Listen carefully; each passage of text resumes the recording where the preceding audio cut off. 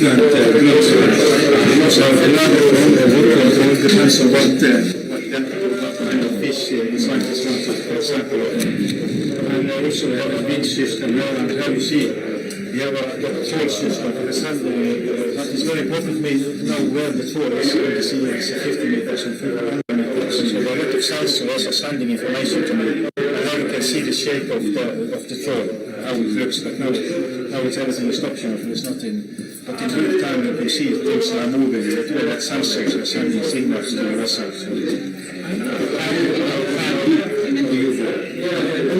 About 600 meters, we have it into the ocean. So we have equipment about to take the sea to 4,500 meters. So you see that in the tour about the operational range of the vessel itself. We don't have it, we can go wherever you want. But here is deployed, the drones are deployed at maximum 900 meters. Try to save them and not send them down. Okay. But we don't have limits. There's an application where it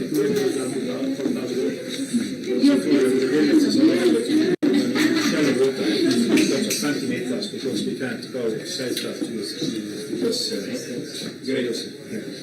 what is the collaboration with our people, the port management team here?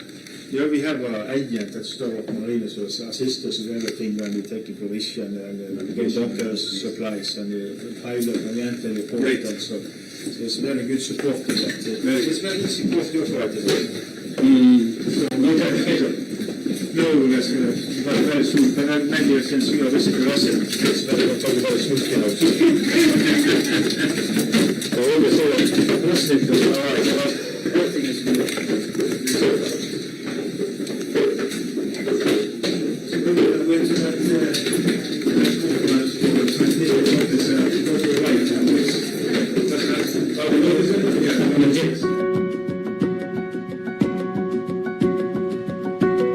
Here you can see on the screens the reading the essential that we are having.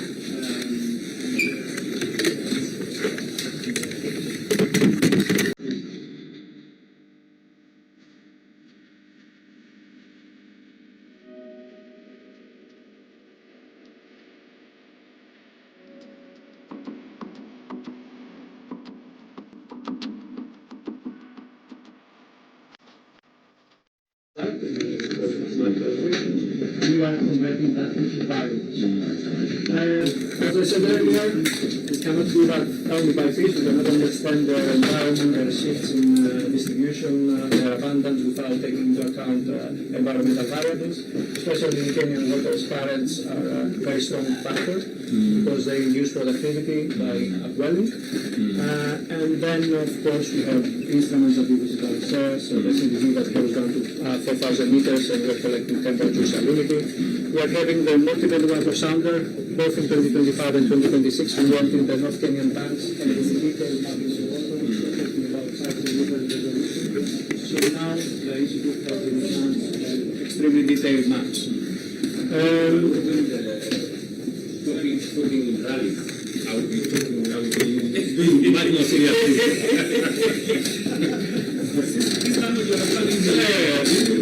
more organized, local level. The other organisms that we managed to get exceptional photographs.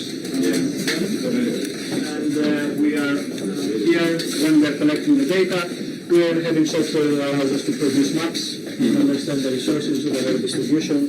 So here you can see how the sharks that we caught on this last survey were distributed on Kenyan waters, the small pelagic fish that we caught, where they were distributed, and the abundance that we have estimated for the 2 years. This year we have the possibility of conducting more dense surveys at more time, so the transects were more close to each other, which allows us to reduce the uncertainty of the biomass estimates we have. The data is much more accurate. Yes. Obviously, if you have any questions.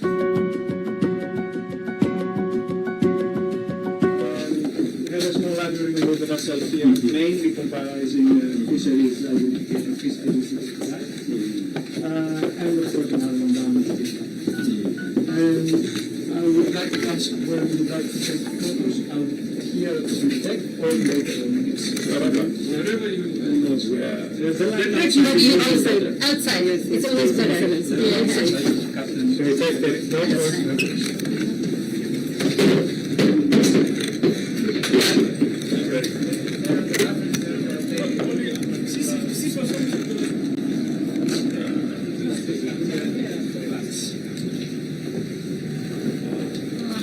Short night.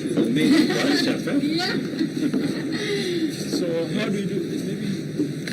What do you think? Maybe you can watch it yourself first. Huh? The other one. Cut. The research cut. So how much longer? How do you say long? Second. I started in there. Then we go to Madagascar. I'm sure of that. And then 3 weeks, and then we had it for 4 weeks.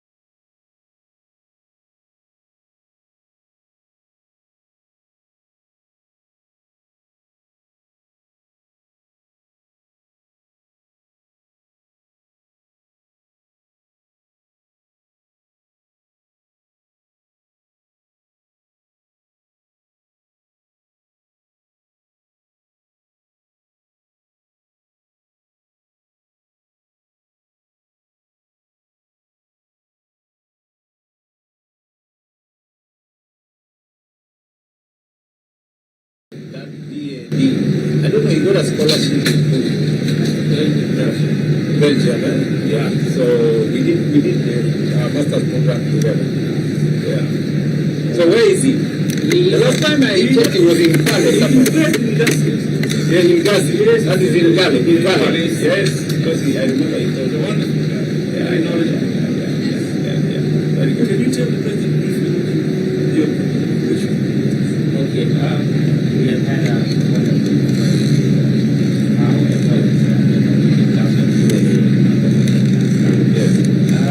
we have already done some surveys. We did one last year and this year. And this year and last year were within the northeast monsoon, southeast monsoon. So we will do another one in October, very coming back, so that we can do now the northeast monsoon. So the aspect of doing it within the two seasons is that our productivity and fishery is different, is determined by the productivity in different seasons. So the southeast monsoon, and that is the kind of information, because we got a very good information, because this vessel is state of the art. It has some sounders. They can release sounds and tell you the kind of waves that are happening, the currents beneath at different levels. So this was enabled us to understand the productivity system within our North Kenya banks, because that's where we have our tunas, and the tuna normally come during these seasons in July. So they have to be drawn by something, and because they have to come and feed.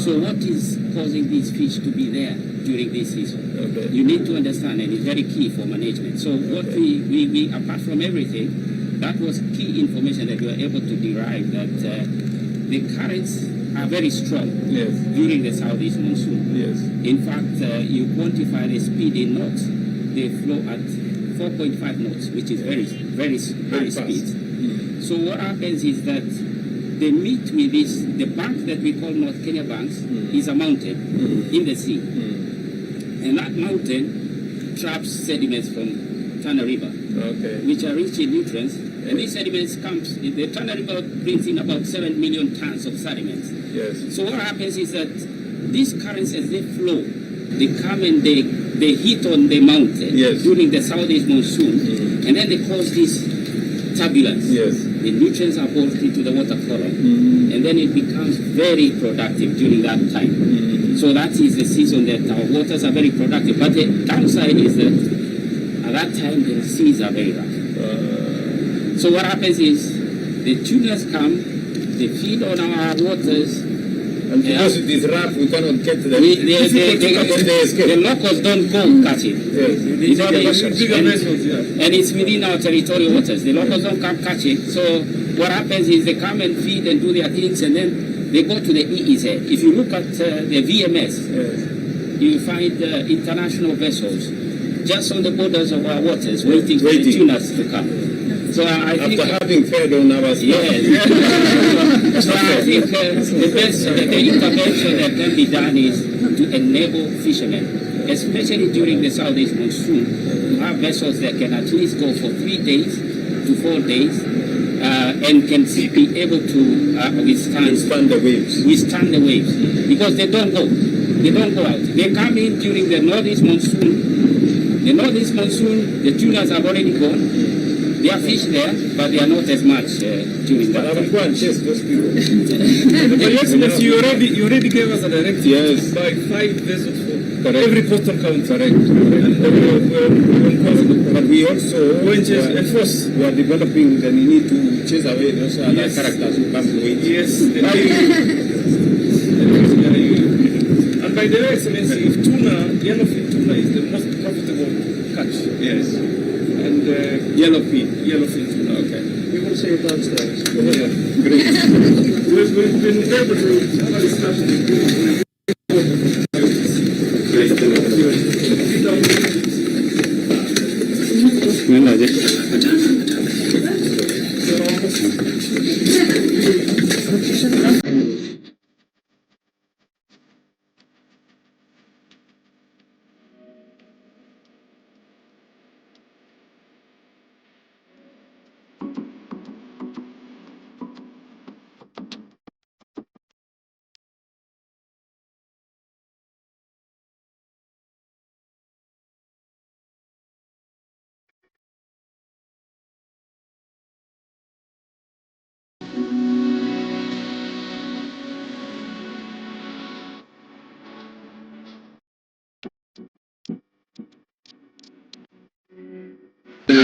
Capacity building happening.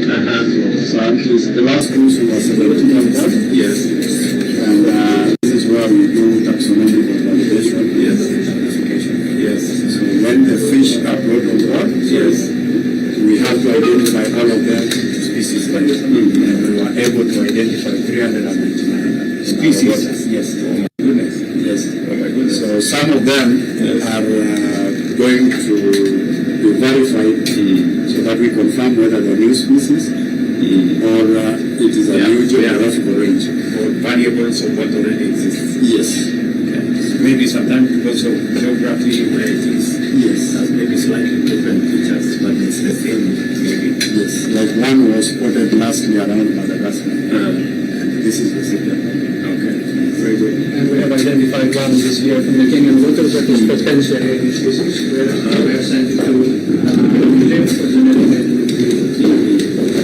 You can see some of the specimens that we kept for the visits that we have in Kenya. This is the tuna, but Have you already?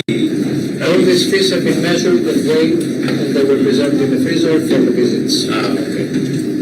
Is this already an operation or it's features? So this is Those are the features. Yes. It's only a very small selection. Yellowfins. This is a very small selection of 399 species. Sarofish. You know, it was on the reefs. Yes. Oh, you know.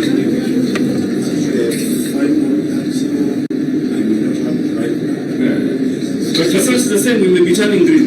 Yes, we are doing fine. So stocks are coming back. Okay.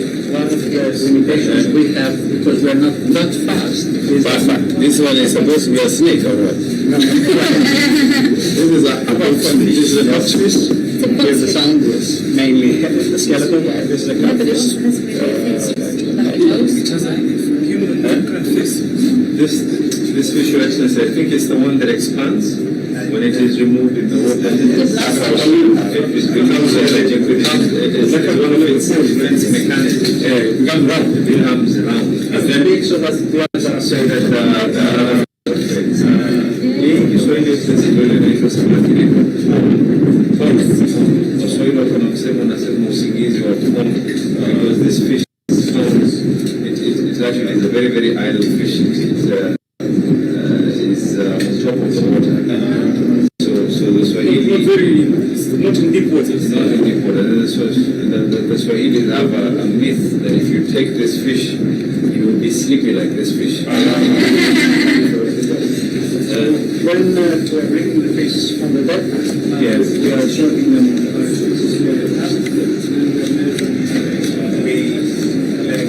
This is a current fish meter. We're putting the fish here. We have a magnet in our hand. We click, and it goes into a database. Then we put it into a database, and then the same scale, either up and the weight is registered, so that the human error is minimized. And the reason why we are selecting all these fish is because at the end of the day, providing better information for research management essentially improves life.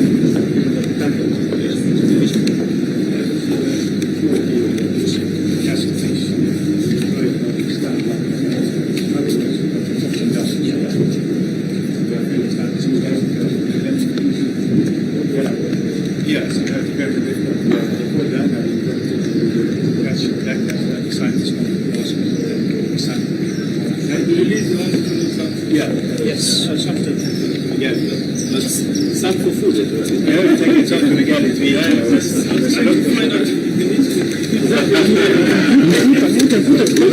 me.